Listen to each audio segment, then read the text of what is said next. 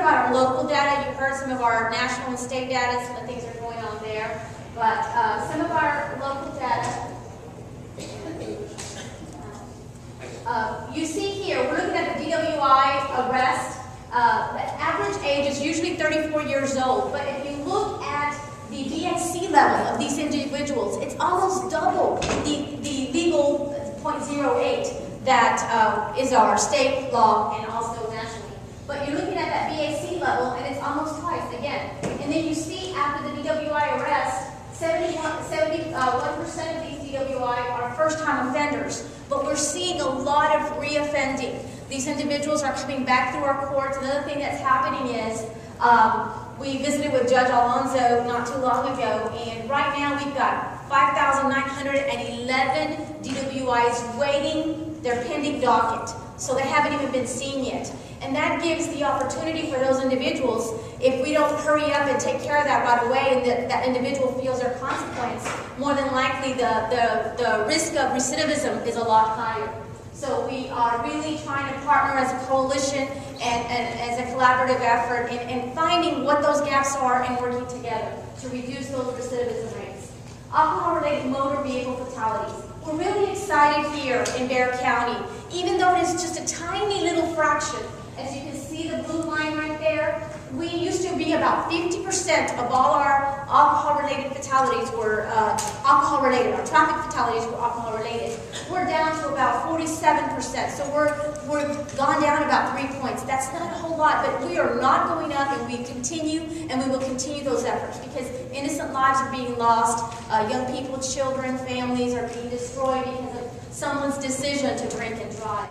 Here, we're looking at promotion to young people, and I believe I'm probably not the first to show some of the CAMI information, but as you see, overexposure of ads, they continue to market to our young people, sending them the message that this is acceptable, this is healthy, this is fun, this is how we cope with life, this is how we deal with enjoying ourselves, and after a long week at school, at college, you know, the binge drinking, the college behavior. So we see a lot of overexposure in ads targeted to our young people. Now, underage drinking in San Antonio.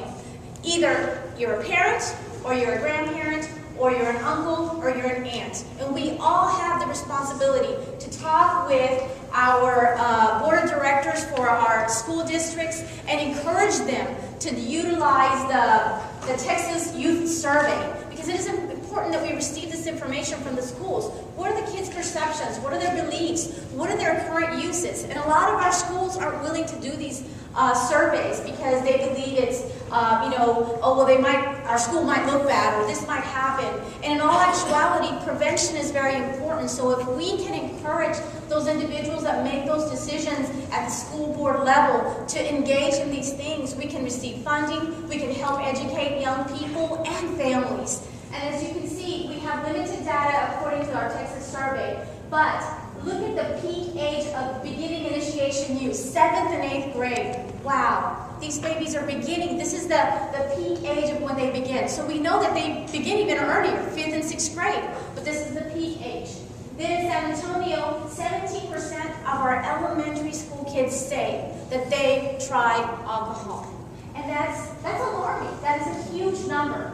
But then we move on to 65% of our high school students report having consumed alcohol. That is a high number. And so we as parents and as educators and as uncles and grandmas and uncles, we really need to stand up and start saying, you know, we need to educate our young people. So as you can see, the numbers are alarming.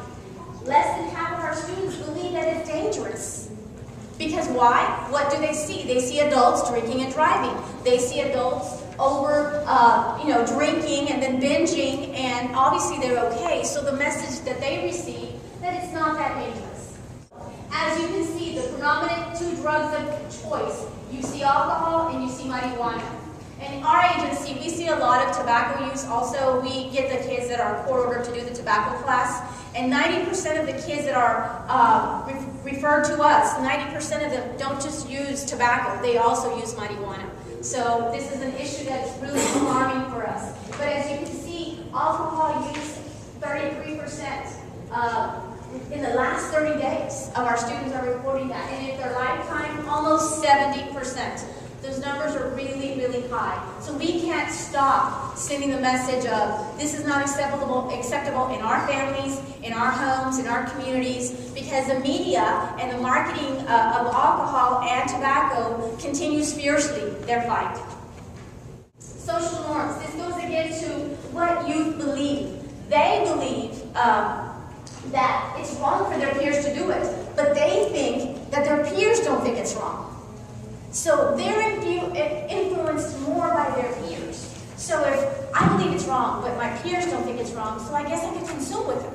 That's really what young people end up, how they rationalize their use. And so it's important not only that we help young people believe that their peers believe it's wrong too, and start taking those social avenue campaigns of educating them that way. Social access. Where are these young people getting this alcohol?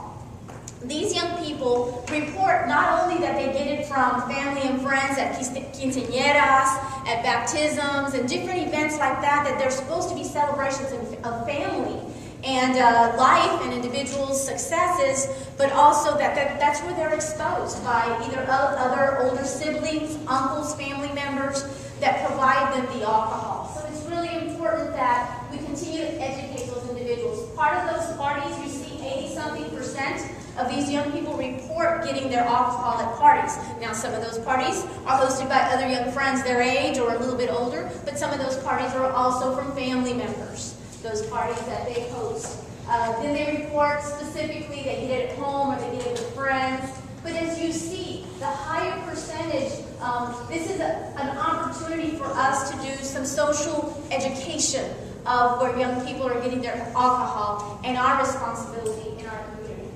Now, binge drinking. The binge drinking rates in San Antonio are higher both in Texas and nationally. Our numbers here, I believe a couple years ago we shared that there was a survey done nationally, and over 101 metropolitan cities, San Antonio was named the biggest binging city in the nation per self-report. Now those are big numbers when, we believe that 6 to 8 is just getting started, whereas that's actually binge drinking. But many of the individuals that we speak with and we ask, what do you think binge drinking is? And this isn't just college students. These are adults that believe binge drinking is really what they call social drinking or just getting started. So as you can see, the binge drinking rates in San Antonio continue to still be higher. And just with the efforts of collaboratively working together, and you saw that our numbers started, the fatality rate started going down, we hope that soon we can also report that we aren't binging anymore. Now, a little bit about treatment admissions. We received this information from DSHS, which is part of our funders, and y'all are familiar with Department of State and Human Services. They do a lot of the treatment in our community, well, throughout the state. And they gather the data on admissions to residential, detox, inpatient, outpatient treatments. And the average age of admission is now 16. 16. And if that's the age of admission, when did they start using? Because if that's the age of admission, you know that abuse and addiction had to kick in way before.